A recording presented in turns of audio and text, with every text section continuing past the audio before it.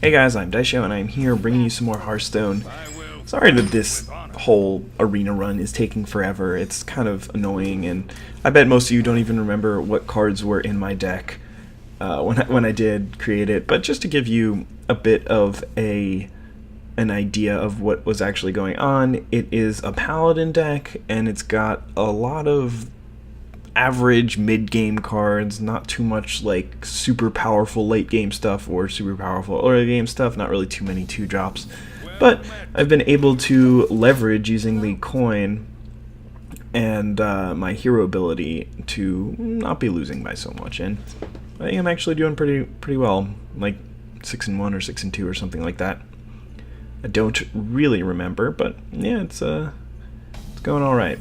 So my opponent's going to lead off with a nothing, and I actually do draw a 2-drop here, which is pretty good, because even if my opponent has a removal spell for this thing, it doesn't really matter. I don't really want to ramp to 4, but it will help, because then my opponent's using resources directing towards my 2-2, and then my Raging Worgen or my Earthen Ring Farseers will be able to survive and hopefully add to the board state and basically allow me to win this game. He's really slow, though. Alright, so he's going to coin into an injured Blade Master. And yeah, that's a pretty good play, because my hero doesn't have a,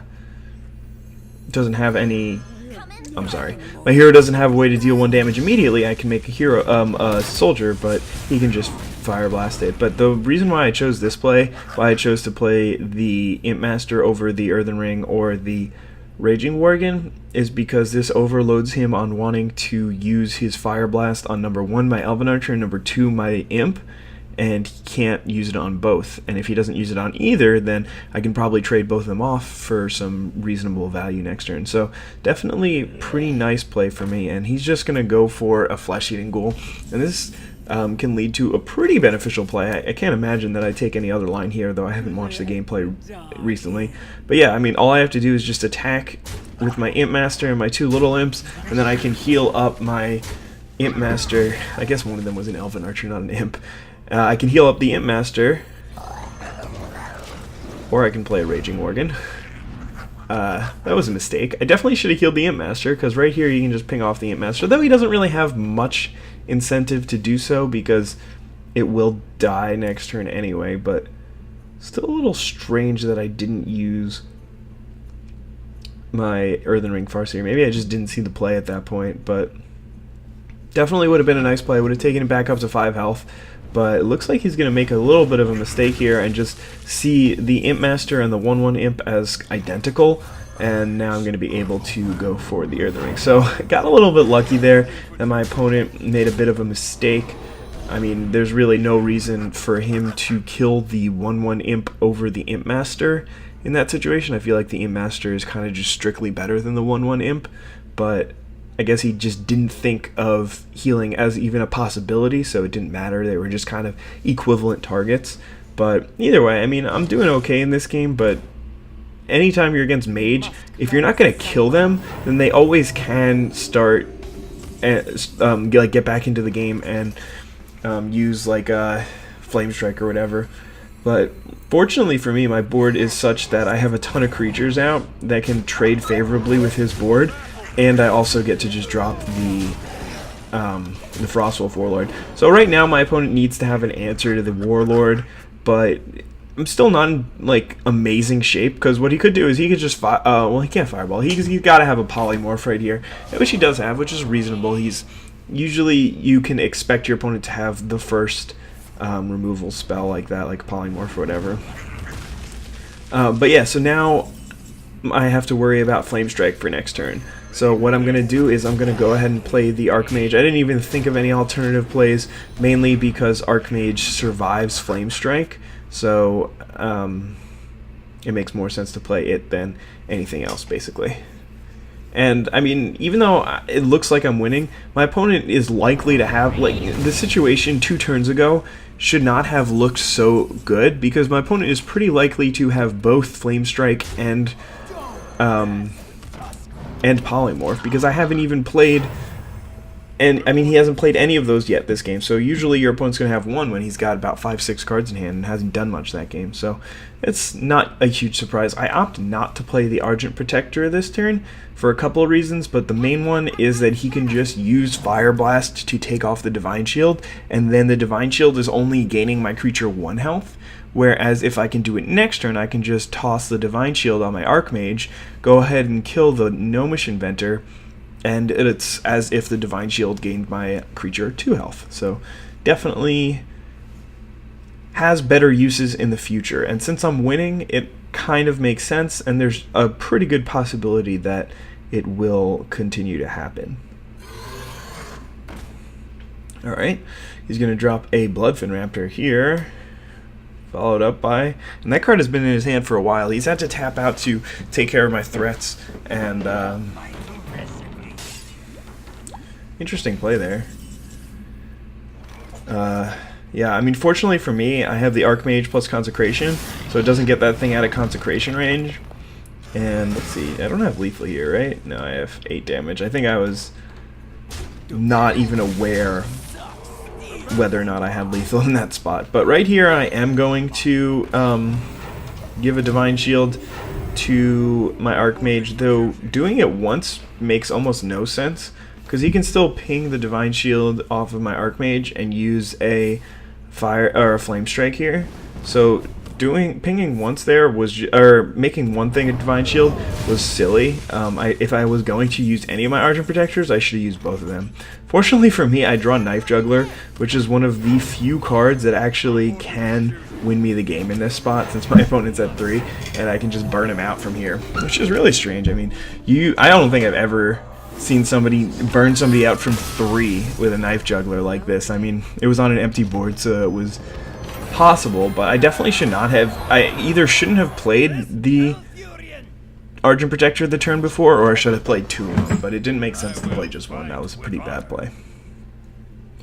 Anyway, looking at this hand, it's pretty bad.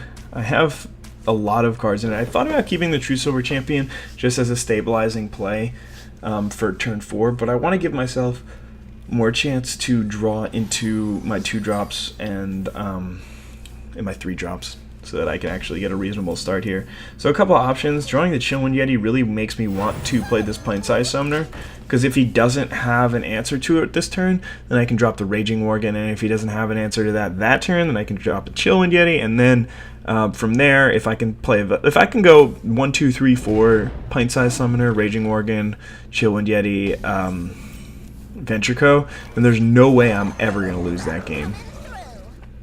But now I really have to make the decision of whether or not I want to attack him. I think that I do want to attack him, because this turn entices him to trade his Panther with my Raging Worgen, because that's what looks like a better target.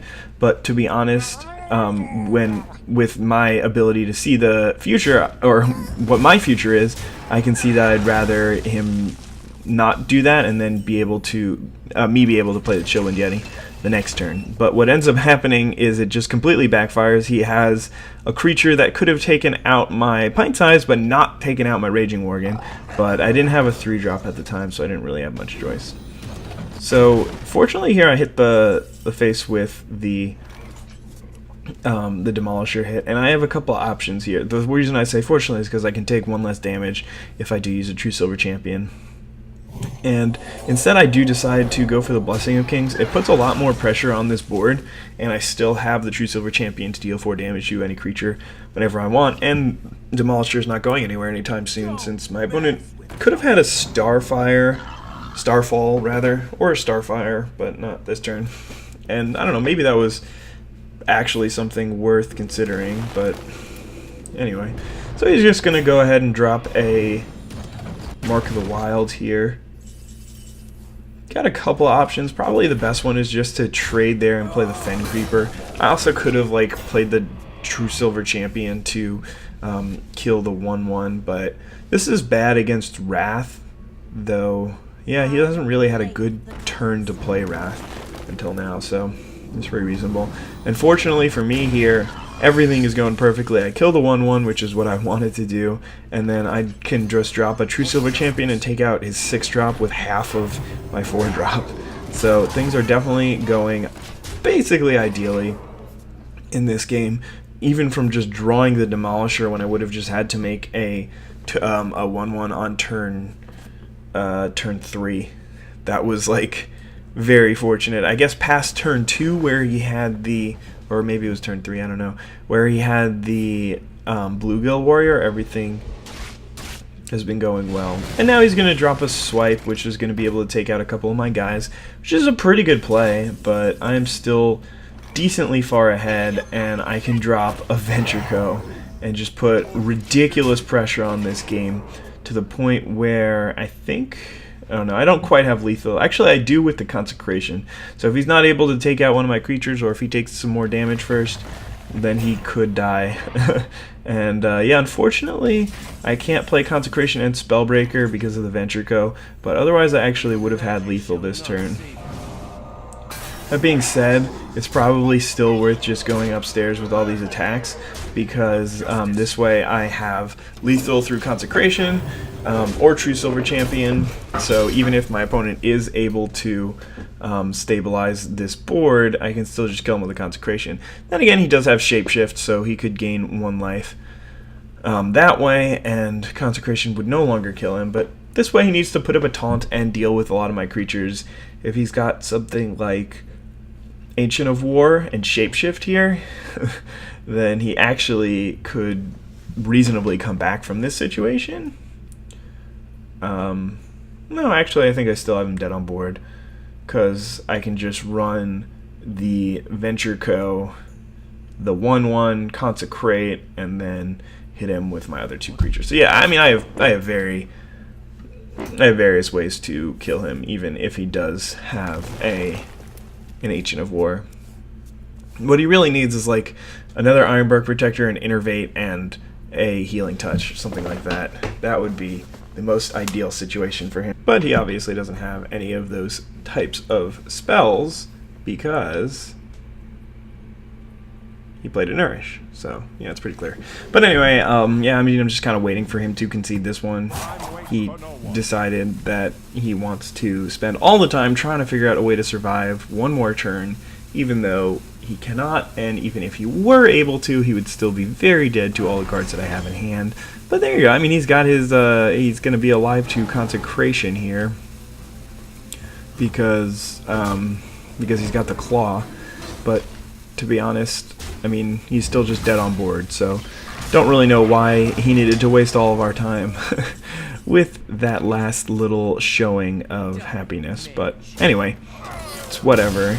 Happens, and whenever I get the win, I guess I can't really complain that much. I'm always pretty happy to see myself end up on top. But yeah, this hand's pretty garbage. I ended up getting the Pint Size, which is one of my only 2 drops, and let's just jump right in. See what I can do with this game. I'm on the draw, which is another good thing. Probably, again, just going to coin out the Pint Size unless my opponent plays a real 1-drop. Oh god, he played a Young Dragonhawk. Okay, that's a thing that happens. So, yeah, I guess it sort of makes sense to play the Knife Juggler here, just because I can take out the Young Dragonhawk for free. But to be honest, if I just played Pint-Sized, then I can still probably kill the Young Dragonhawk, and then also be able to play Demolisher next turn. And if he did have a removal spell like this, then I'm still going to be okay. So he's going to be able to hit me for 4 with 1 card. So it's not like, while that was obviously a waste and it was bad for him, it's not as bad as it sort of seems. Like it does kind of seem a little bit worse. So he's going to go with a Harvest Golem here, and I'm going to go ahead and play my Motion Warden. So long as this dude stays around, he's going to be able to protect good old Pint Size for a while here. I mean, well, I guess that's it's a pretty good showing. But yeah, anyway, can't really do. I can play an Argent Squire and play anything. So hopefully I remember that before I make this attack. Thank you. No. God damn it, Daisho. You failure. Alright. Well, okay, so I made that attack because I wasn't going to play a creature that turn anyway. But honestly, I could have just played the Argent Squire for free. So that was still a pretty big mistake. And I mean, I didn't end up too far down, but I could have had a little bit more advantage. And if he attacks, he would basically not be able to attack into this Motion Warden without having another play, because then I would be able to just attack into his guy, his 2/2, and then finish it off with my Argent Squire. So that was actually a mistake that I don't even think I noticed when I was playing. That's one thing that I really find fascinating about whenever somebody's playing this game or Magic, and they say, including me included, by the way, they say that they thought they played really well or they didn't make any mistakes or something like that. You almost never realize when you make some of your mistakes, and that is just something that everybody should pay attention to more if you can. I mean, just the ability to understand when a mistake is made is pretty valuable for learning how to get better in this game, or any game, or even in life. I mean, whenever you make a mistake, you just got to own up to it, understand what you did wrong, try not to do it again in the future, that kind of thing. But I mean, I am very, very far ahead in this game. I mean, I've got the equivalent of what? I've got my Chillwind Yeti, my 5 cards in hand, and the True Silver Champion. This is looking pretty good for me. I could, I mean, oh wow, that's a sick play. So I didn't even think of that just now, but obviously I thought of it when I was playing the game. But yeah, I can just silence my Stampede Kodo to get rid of the Blessing of Wisdom that he put on it. So I didn't really want to attack because Blessing of Wisdom does work that way. So if I would attack, then he would draw a card. So it works as like a pretty average to decent way to stop your opponent from attacking. But yeah, he's just going to drop a Consecration here for no real value. And I feel like I'm just about to rip a Darkscale Healer off the top. Something crazy like that. Yeah, there we go. I remember that from the game because this board I mean, it just made this game even more hilarious. I honestly don't understand how I'm playing against this opponent. He seems very, very bad, and like he played a really bad deck, and I'm like 8-2 or 9-2 or something like that. So I can't imagine how he got that far, because you do play against people who are around your win percentage in that arena, or not win percentage, but how many games you've won in that arena and how many you've lost and stuff. But this is actually a pretty sick hand. I mean, if I don't coin out the pint size and I just play the pint size, then I can coin into, I don't even have to coin, I can just play the Twilight Drake the next turn. I'm also playing against a rogue who doesn't even have the coin, which is really good for me. But I guess there's a couple of things. So if the main reason I think to not coin out pint sized here is to just play around my opponent having an awesome start. So what my opponent could have done would be backstab my guy and play Defiance Ringleader. And if he has that start, then I kind of just lose on the spot. I mean, there's really almost nothing I can do to come back from that. This turn, it gives him a little bit, a couple more options that makes it a little bit slower, but still very scary. So he's going to make the smart play and trade off. But here, I mean, I just have a pretty nice play in that I can coin into a Hammer of Wrath, still drop the Twilight Drake next turn, and have a pretty big creature with a couple Argent Protectors in hand to back it up. Usually what ends up happening to Twilight Drake is either it just gets silenced and killed right away, or it just gets ignored because your opponent just can't deal 7 damage to a 4-power thing.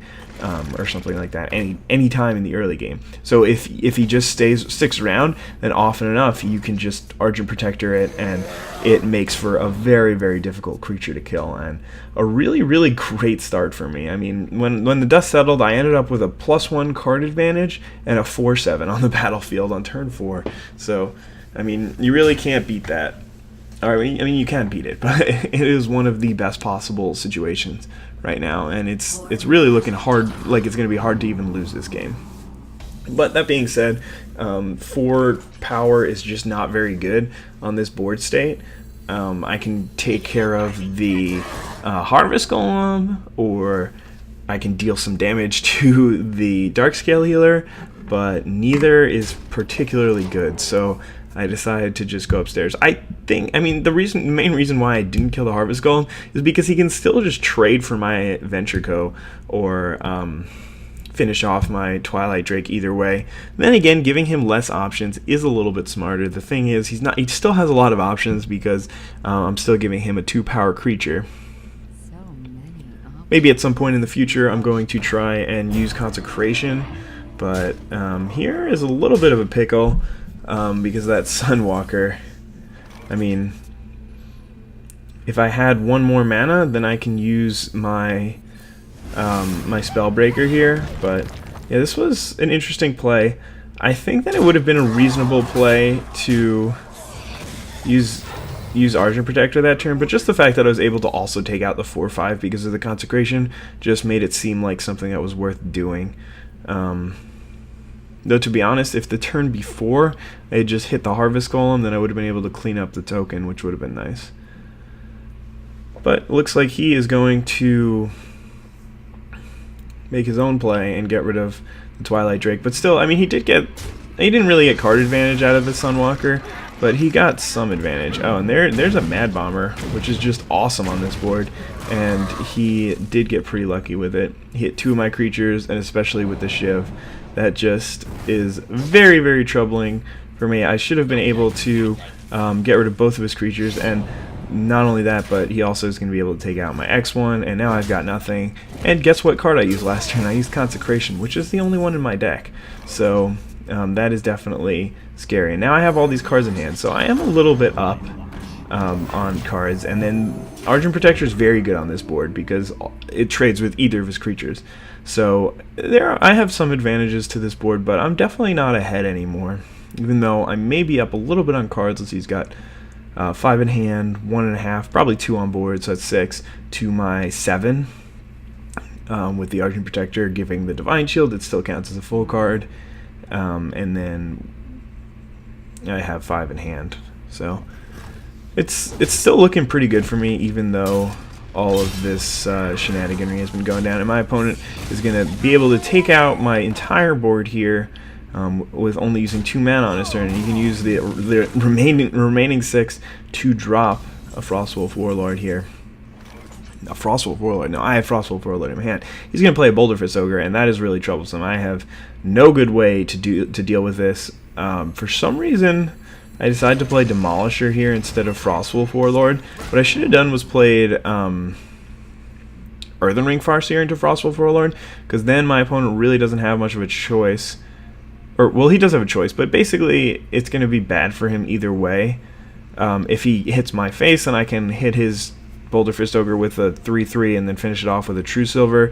If he kills my guy, then I can still just finish it off with a True Silver or the Earthen Ring. The reason why I think I made that play is because it was pretty likely for him to just hit my my Earthen Ring, or my my 5/5, so I was hoping that the Demolisher would be able to finish him off, but unfortunately it misses.